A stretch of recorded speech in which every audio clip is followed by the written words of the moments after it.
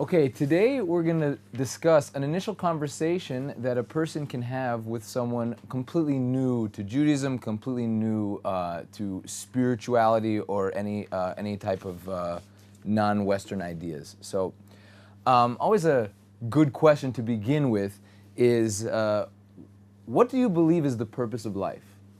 Right?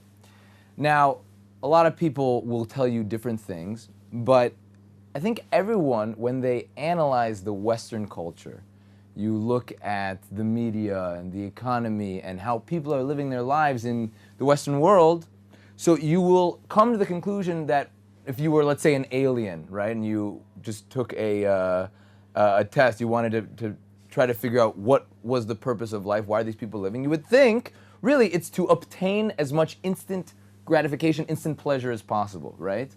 Fast food, movies, entertainment, right? The idea is to do whatever I can in the easiest way to obtain the most possible pleasure I can get. I think intrinsically everyone knows that that's not the purpose of life, and we'll talk in a little bit how we can deal with that. But so let's say that the person responds something like, okay, happiness, to be happy, to take pleasure, whatever, to be happy. So a good question I would ask at that point would be, so could you tell me what you believe to be the most pleasurable experience? Right? What would you define as the most pleasurable experience? Now, usually people think of it in 5 to 10 seconds. Usually it's something that we won't mention in a holy Jewish library such as this. But whatever I mean, let's say, any type of instant gratification, whether it be having an incredible ice-cold beer on the beach, or, I don't know, something along those lines, right? So I usually respond with this interesting question. Now, let me ask you a question. If you trained for a full year, right, for a marathon, and you spent every day, you woke up 8 a.m., went on a run, right? Watched your diet, made sure you didn't eat too much, right? Made sure you ate the right foods. Your diet was perfect, and you got to that marathon, and you ran in the marathon, and you got the best possible time you wanted. You maybe even won the marathon, right? Now, when you cross that finish line, how do you feel? Feel great. Right. Most people would agree that's a great feeling. I'd say now, compare that feeling to the feeling of the pleasure that you felt was the greatest possible pleasure. How do they compare? Most, what did you say? Better. Better. Most would say that is a greater feeling. Now, isn't that interesting?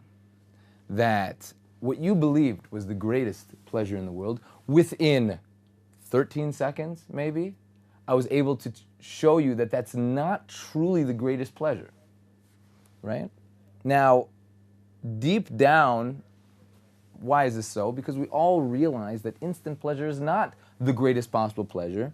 And what is it about the marathon and winning the marathon that is so much more pleasurable? If you think about it, enjoying a nice beer on the beach, there's a lot of physical things that are happening to me. I'm drinking, right? Or, and there's nice hot sun hitting me, right? A lot of physical things, right? Whether it be drugs, you could say the same thing. I'm imbibing something and it's creating a change in my physical body. What happened when you crossed that finish line? What physical substance was added into your body, right? So there is a physical change, but the whole point is it didn't have anything to do with adding anything physical to your body, which most people believe is the source of pleasure. So what was it? What was it? Why is that more pleasurable? You went from one side of a line, Ruvain, to another side of a line. And this euphoric feeling overcame you much better than any physical pleasure that you could imagine. Why? The time and effort you put into practicing to win that marathon, that's the difference. Oh, perfect. As compared to a beer. Right? Very simple, very simple. That even the most minuscule goal, when worked for and achieved, will create a greater level of pleasure than any instant gratification that a person can come up with, right? Now, if we look at the mechanics of a goal, you'll see something very interesting, right? What did we think at the beginning? The greatest pleasure is instant gratification, something instantly pleasurable. Then we realized, right, after, like we said, 10 seconds, that's not it. I have to go for a goal. What makes the goal pleasurable? Now, this is the biggest chap. What creates the feeling of pleasure from the goal? Not only is it because I have to sacrifice instant pleasure to achieve the goal, but it's specifically the fact that I'm not indulging in physical pleasures that accumulated into a goal is my source of pleasure. This is what they say in Pirkei Avos, Lefum Saragra, according to the difficulty is the reward. Or as Arnold Schwarzenegger would say, no pain, no gain. I would add a little bit to Arnold Schwarzenegger's, not only no pain, no gain, but according to the level of difficulty will be the gain that you receive. So now it's even more amazing that what we thought was the true source of pleasure, it's the denial of that that's going to give me the even higher level of pleasure. Right? So we were way off in our understanding of what true pleasure is. Very interesting, no? There are different types of pleasures. Oh. You can have pleasure drinking a beer, and you can have pleasure crossing a finish line. They're just different types of pleasures. Okay, but I guess the point I was trying to bring out was that when a person just thinks for a second, his gut reaction to what's the greatest pleasure, he's misinformed. So fine. So now, if we all know this, and I think intrinsically most people do know this, right? That's why a person will spend a night studying for a college final, right? Not going to the clubs, not going to a bar, not hanging out with his friends, right? Why? That's fun. Hanging out with friends is fun. Going to a bar is fun. Sleeping is nice, right? So why is he willing to sacrifice all those things to study? Because the feeling of getting a good grade on the test is a greater cumulative feeling than going to the bar or hanging out with your friends or even getting sleep. Right? So the whole point is that a person really realizes this. Very simple. I'm not saying, I haven't said anything crazy, interesting, but the question is, if we all know that, why is it that in the world that we live in, everyone is indulging in physical instant gratification, right? Physical pleasures. So I think it's a mix of two things. One, from the economic standpoint, it makes money, right?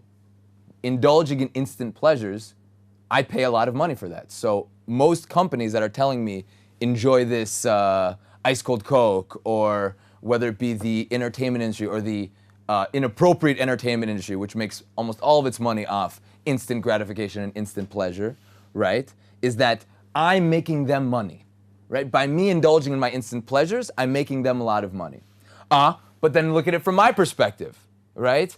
If I know this is true, that this is not going to be the source of my true pleasure, how am I doing it? Why am I spending all my money on these instant pleasures? Whether it be food, whether it be sex, whether it be drugs. Why? If I know that, like we just saw, it's not the source of true pleasure.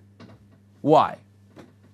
So this is a phenomenon that I think I understand. You can disagree with me with this paradigm, but whether it be because the companies convince us of this or we convince ourselves of this, is that to achieve a goal, even though it's much more pleasurable, there's one thing that it has accompanying it, and that it's hard. It's challenging, right? It's not easy. What's easier? Indulging in instant pleasures, right?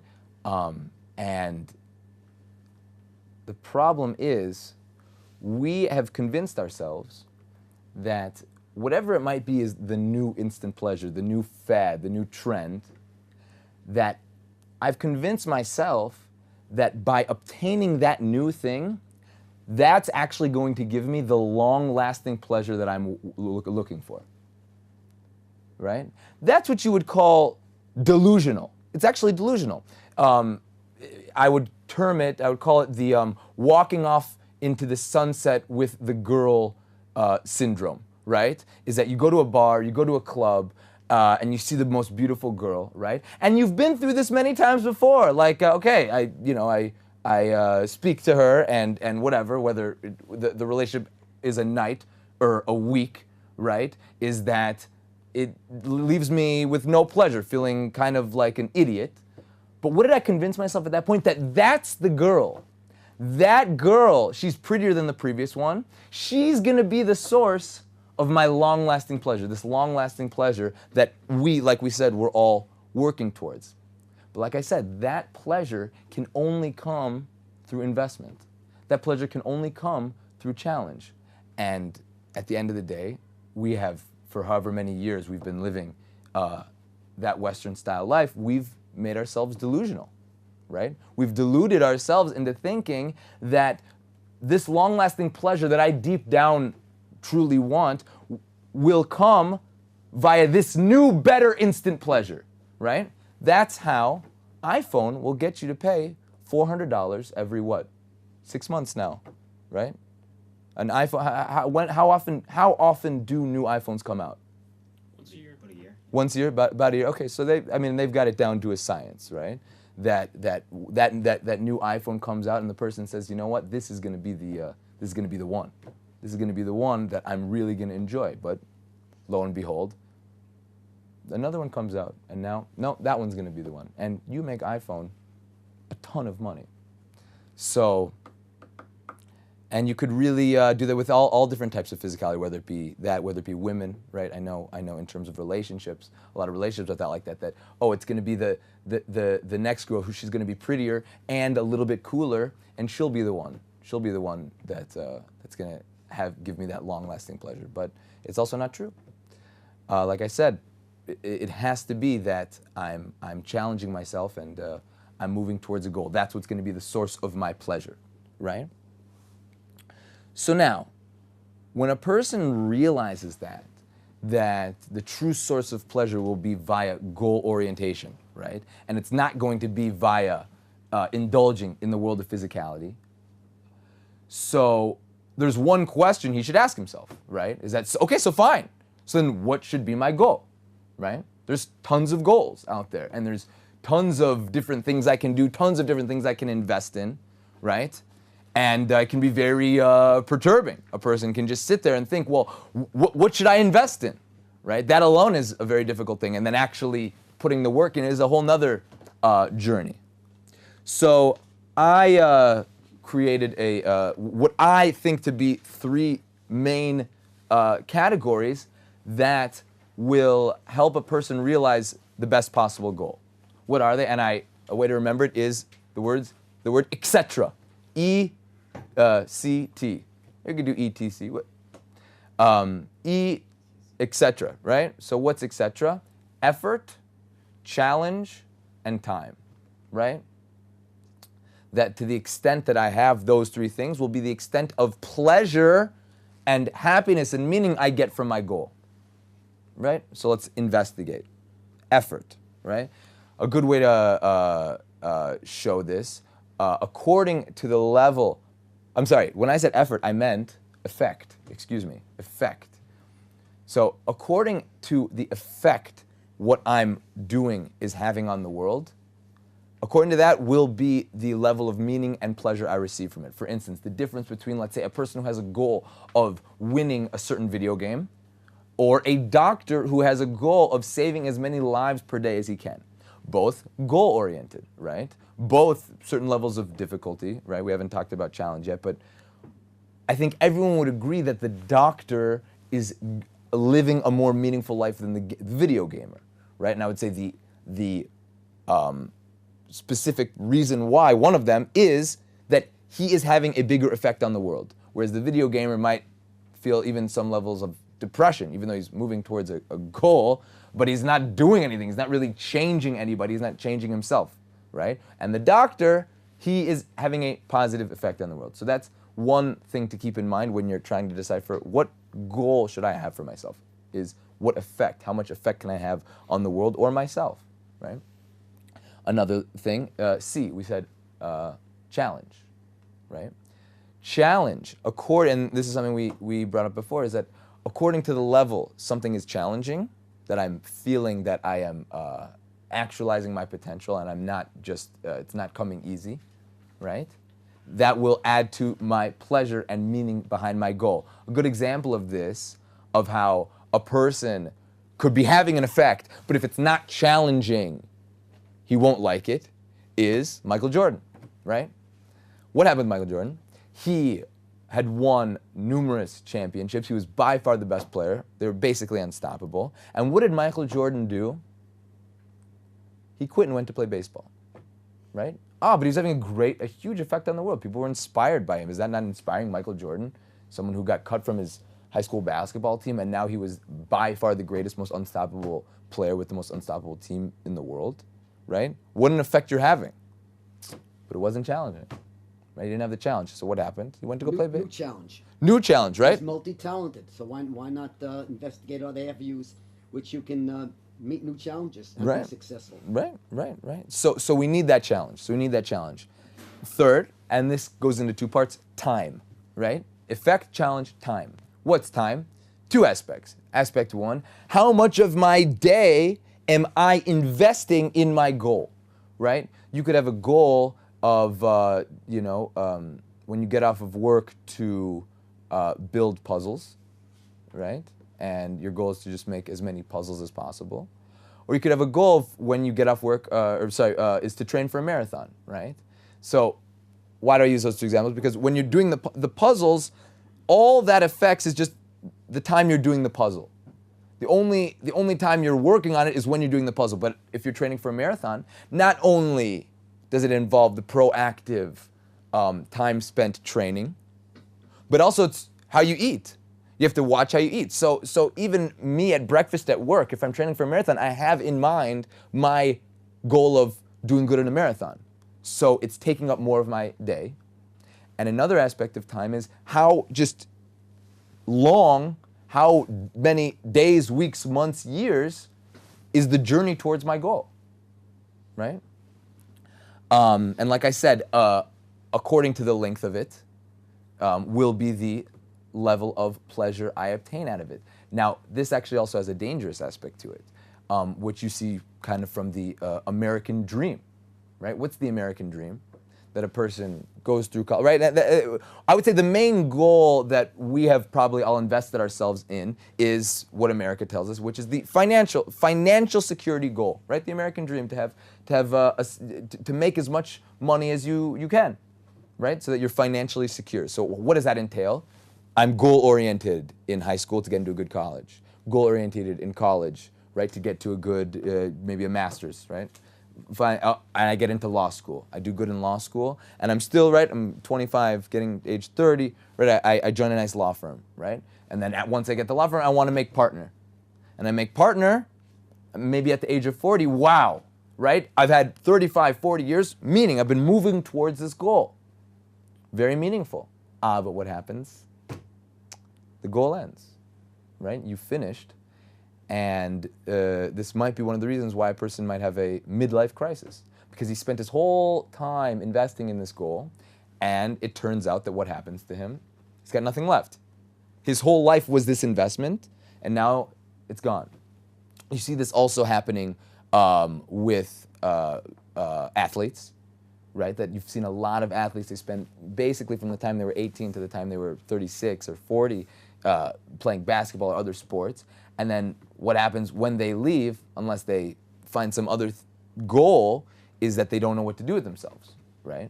With Hollywood stars, it happens relatively quickly, right? 2, 3, 4 years of this goal. They spent their whole life and they get to Hollywood and then they're washed out. What's wrong with a goal of financial security? Isn't that a good goal? It is a good goal. I didn't say it was a bad goal. I'm just saying you see what happens to a goal that has a cap on it. So what's that? I don't know if actually financial security has a cap on it, because once you make 100, you want 200, 300. I'll never end. But here's the thing with that. But 10 million and 100 million is the same. After you have That's 100 not million and billion is the same. People don't think that way. What to do with this?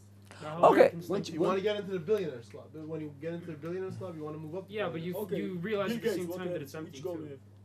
Okay, fine, gentlemen. I would say once you have your goal of financial security, then you can go on other interests. Maybe something else interests you. So what's wrong? I mean, then your life is more open about that. Yeah, but I think what Yossi's referring to is an excessive. You know, I mean, if you're pursuing financial security for the goal of having a family and providing for your kids, then there's absolutely nothing wrong with that. But if it's your sole goal, like an end in of itself, then that's where the problem is. Right. So fine. There's one problem a person could have with this third aspect of time in our goal orientation is that, wait a second, a lot of people, they work towards a goal, they achieve the goal, and then they're left with nothing. So here I am trying to convince us that we should be goal oriented, but now you're telling me, Rabbi, I invest into this goal, and then once it's completed, I'm left even sadder. So I'm just going to turn off this class on hidabrut.com right now, right? No, don't. Because maybe we're thinking a little bit too locally. Maybe we're thinking a little bit too small, because maybe there's a possibility that there's a goal that a person can set for himself that it's not as obvious as now I've officially reached the goal, but he sets the bar for himself so high, and his life becomes a journey of as close as I can get to that goal, I'm happy. My goal is too big to ever reach, but as close as I can get to that, that's what I want to spend my life doing, right? And every day that I come closer and closer to it, I'm going to be closer to my goal, I'm going to be happier, right? So if there was such a goal, that would really be the way to do it. So obviously, there's a reason that this class is on hidabrut.com, and I'm not teaching a, inspirational, psychological class, right? Yeah? I think before you continue to present your next point, you should also say the implications of what if you set a goal for yourself, a superficial goal, and never reach it. Let's say I make my goal to be a billionaire. What if I never reach it and my friend reaches it? How do I feel? It's unrealistic to have a goal like that to begin with. No, not in America. No, In America, Come it's not on, unrealistic. a billionaire? Listen, it's an interesting thing that we'll have to investigate. For sure. So first off, let's just get a basic understanding of what this person, how he probably views Judaism, right? Before we talk about what Judaism really is, how does a person see Judaism? Now, a person sees Judaism, I would say, from the background that most of us went through growing up, as first off, most people, let's say a guy went to public school, right? So what did he do? He had public school, and then probably Sunday school, and he had it on Wednesdays. That's what happens to a lot of Jews in America. They're learning about Judaism. So already, Judaism is an underdog, right? Because all my friends are out playing basketball, and now I have to do this extra class where I learn about Judaism, right? And then what do I learn about from these most children at these young ages? Is they learn, do this, don't do this, and don't do this, and do this, right? Nothing is really explained why, right? But it's just, this is what we as Jews do. This is what it means to be a Jew. So it seems to be a bunch of rituals that have that you just have to do, right? Now, like we said, back to talking about goals for a second, see an incredible dichotomy with an incredible aspect of a goal. That if a person's goal-oriented, right, he can do things that are very difficult, right? Rabbi Tatz uses the example of, let's imagine an alien comes down and he sees a person getting ready to bench press, right? So he's got a spotter behind him. He's going to max out. He's got 2 big plates on both sides, like 245 pounds, something like that, right? And the bar's on top, right? And he sees the spotter. He's lifting it over him, and now this man is sitting there, and he's just writhing in pain, right? If you were this alien, what would you think is happening? right? You would think this spotter is trying to kill the guy who's sitting under the bench press, right? You try to save the guy. Oh, so the alien runs to save him, right? And here's the guy sitting with the bench. He goes, no, don't take it off. Don't take it off. What? Why not? You're in pain. This is difficult, right? So what does the bench presser say back? No, I need this challenge in order to get to my goal. So when I know what the goal is, I can take on any challenge. As a matter of fact, I want challenge, right? Like we said, part C of ECT is challenge, right? In order to get to the goal. So that's one aspect. On the opposite aspect, if you don't have a goal and a person tells you to do something, right? It's the complete opposite effect. There's nothing more dreadful, right? It says that the Egyptians put the Jews through avodas perach. One idea of what avodas perach was is that they made the Jews build these buildings and then they would destroy them, right? And we look at that as, and I think it's simple based on this psychological, the way that our minds work, is that there's no worse torture than that. To know that all the work I'm doing is for nothing, right? So how does a person see Judaism? He sees it as exactly that. Why would I want to fast on Yom Kippur, right? Like you said, there's no goal-oriented. Basically, all I'm supposed to do, I'm just supposed to not eat for one day. That sounds awful. There's no reasoning behind it, so I'm not going to do it, right? Not only am I not going to do it, I'm going to dread it, and I'm going to think anyone who does do it is stupid, right? Why? Because like I said, it's a bunch of rituals without a goal orientation, right? So why would anyone do that? So that's Judaism from the untrained eye. But as hopefully we know and we can show others, we can try to help others learn, is that Judaism is ultimately a goal, right? What is the goal of Judaism? What is the goal of the Torah, right? So on a basic understanding is the goal of the Torah is to help a person to become like God, right? Our goal is to become godly, for ourselves, for our family, and for the world, to make the world more of a godly place. And the Torah is the mechanism of how a person needs to do that, right? In his thoughts, right? How in his thoughts, how in his speech, how in his actions, his relationships, he can be godly and make the world more godly. So the question that this student should be asking you, or you should be asking yourself, is, well, what does it mean to be godly?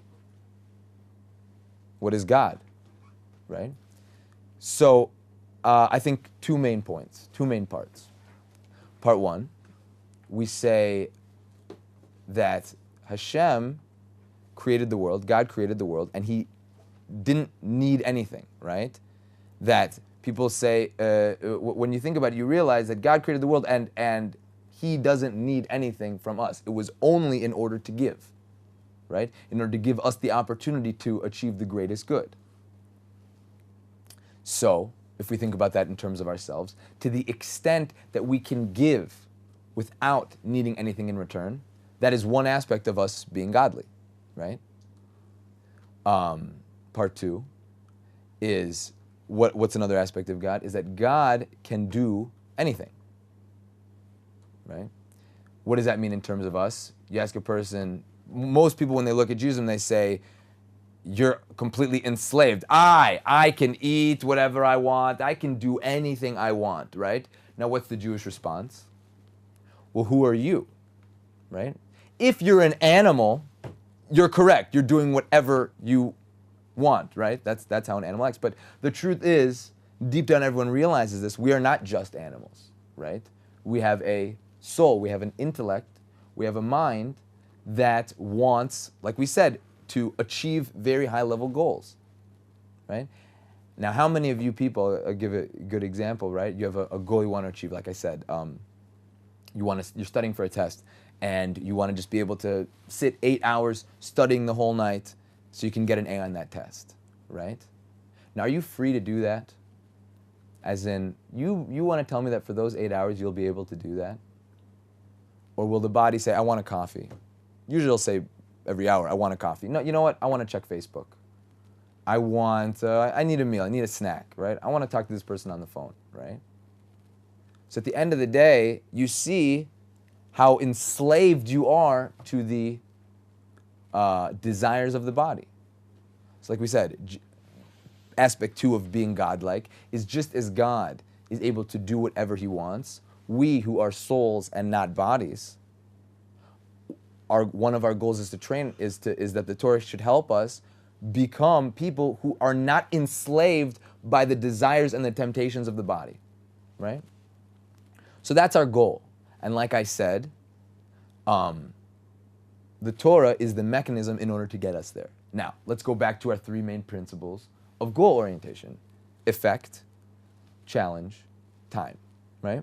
Effect. This goal of me becoming more godlike and me making the world more godlike, is it a good thing? Well, I would argue, maybe I'm a little bit biased, but the reason that our Torah says God created the world is for this. God created the universe so that there would be people who would transform themselves and transform the world into a more godly place, a place of higher ethics, a place of higher morality, a place where the world is acting in a godlier way and not running around chasing after their desires, right? So absolutely, on a spiritual level, and we've talked about this before, is that a Jew needs to realize that everything that he does, whether it be things that other people sees, or whether it be things in his own day-to-day room without anyone watching, that he has a tremendous effect spiritually on the entire world, right?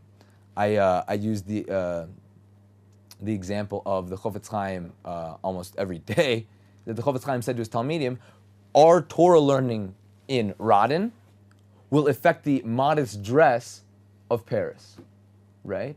That our actions in Chedrei Chadarim, in secluded places, will have an effect on the world. So a Jew is trained to think that every action I do has the highest possibility of helping or hurting the world. So effect-wise, there can be no greater effect that I could be having on the world, better than any doctor, better than any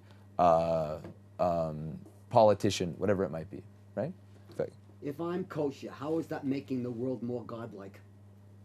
If you are kosher. Yes, one of the laws of kashrut. If I'm kosher, how is that making? I'm obeying Perfect. one of Perfect Hashem's question. laws to be kosher. Perfect question. How is that making the world more godlike? Perfect question. So, It's affecting me spiritually. You're part of the world.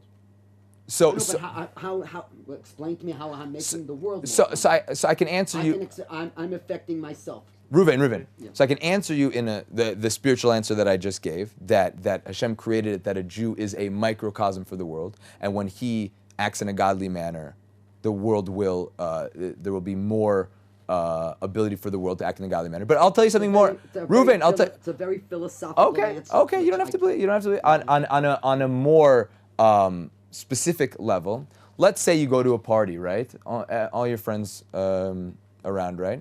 And you're a Jew who keeps kosher, right? All of a sudden, they bring out the most delicious platters, right? Food, unbelievable, right? And what's the normal response when there's delicious food around? Stuff your face, right? That's usually how people act. Not. If it's kosher. And then Only if it's kosher. everyone sees the Jew, It's not and you drinking out of the bar. see the Jew. He's examining the food, right? And asking the big question. right, he's examining the food, and he's thinking to himself, well, is there pork in here? I don't know, but it doesn't look so good. I mean, is there meat mixed with milk? Where did the chicken come from? The rice, is there bugs in the rice? For sure, from his aspect, he is elevating himself to such a high level, because what is he doing? All his body wants is to indulge in this food, right? But what is it? But his soul is saying, yeah, but you're not the boss, body. And you're going to do what I say, which is, like I said, godly. I'm able to do what I want. What my body wants to just indulge, but I know me, whose my goal is to be like God, that's not my goal, right? So if you want to go from not a philosophical, not this spiritual aspect, people see the Jew acting in that way, and they see a human that is not run by his physical desires, will have a profound effect on everyone around you. Profound effect, that they see that why am I stuffing my face? Because my body said so, right? And people think that that's natural, that's what's correct to do. But then they see the Jew, he's not stuffing his face. right? He's not actually eating anything. They see that, oh, I don't have to do everything that the body tells me, right? That has a very profound effect on the world, like I said, spiritually and even in when people see you, right? So that's effect. Challenge. Now, this is a beautiful aspect of Judaism that, like we said with keeping kosher, is that a Jew at every point in his life, with every challenge, he can decide how much he wants to challenge himself. How godly do I want to be? How much of an altruistic giver can I be today? Right? There's, like we said, we're comparing ourselves to God here, so there's always levels, higher levels of altruism, of giving that I can do. There's always higher levels of self-control that I can have. All I'm showing is there's higher and higher levels of sensitivity that a person can have, and he can challenge himself to in the world of goal orientation towards being like God. Third, like we said, time, right? Time. The beauty of Judaism is that every aspect of your day can be associated towards this goal, right? Judaism is not confined to a base midrash or a shul or a synagogue, right? When you go out to work, the way that you speak to people, the way that you interact, how you are with money, right? In each moment of my life, I have the opportunity to become more like God or less like God, as according to the dictates of the Torah, right? So in terms of taking up my day, it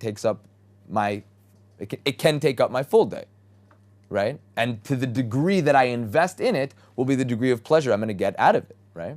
And what about time in terms of days, weeks, months, years? Like we said, what's the goal? To be like God. Is that ever going to take place? Are you ever going to be completely altruistic? Are you ever going to be completely not run by your physical body when it tells you, I want this snack, or I want this woman, or I want this taste, or whatever it might be? No, you'll never fully be above that, right? That can only happen when the soul is detached from the body. But you can get closer, right? I always compare Judaism. I ask people this question: what sport would you compare Judaism to more? So people always find this interesting. As I say, not like basketball, not like any team sport. I would compare it to swimming. Swimming or let's say cross-country running. What's the difference? Is that with basketball, it's a team sport, and we are a team, and there are certain aspects of that. I'm not saying it's not like basketball in any way, but I'm saying at the end of the day, who are you truly competing against in this life? Is yourself, right? And it gets even more beautiful because the swimmer, right, he's competing against himself. So why do they put the two best swimmers right next to each other if they're really only worrying about their own personal time, right, and they want to make a better time? Why do they put the best swimmers next to each other? Because they inspire one another, right? I see that person striving for his potential right next to me, and I want it more. I want to strive also for my potential, right? So saying the idea is you're making a goal that's too hard to reach. Well, Why don't you just collect 10 billion stamps? Well, the goal is, why not just collect 10 billion stamps? So I would say that's not a bad goal. You'll never get there, so the goal will never finish. But are you having an effect on the world? And how much time is it taking you? And how much of a challenge is that really?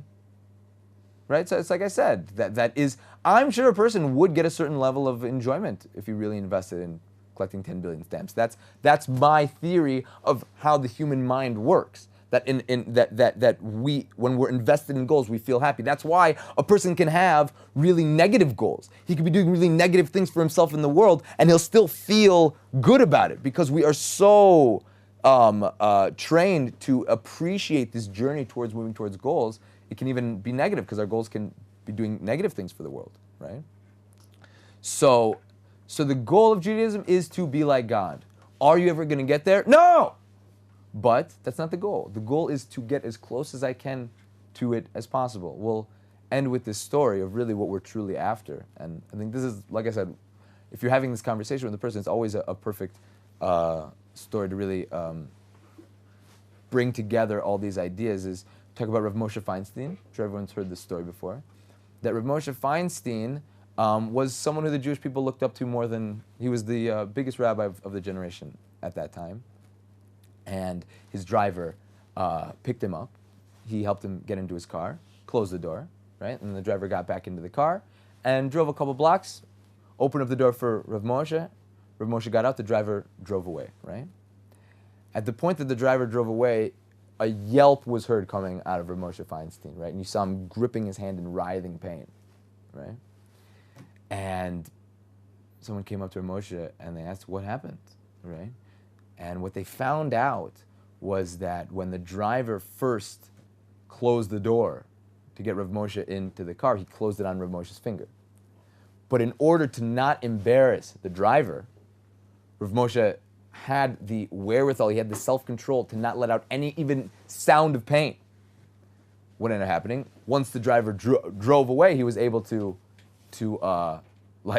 really, let out all the pain that he had felt, right? So why is that just important? Because we see the level that when we have this goal of being like God and we're following the Torah to get there, what we can be.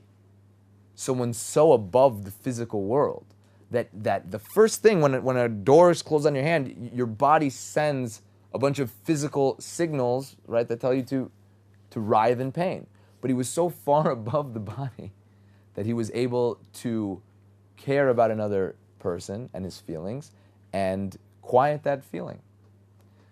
So the whole point to finish here is that we think that instant pleasure is the goal of life, step one. Step two, it's very easy to show a person that even he believes that that's not it.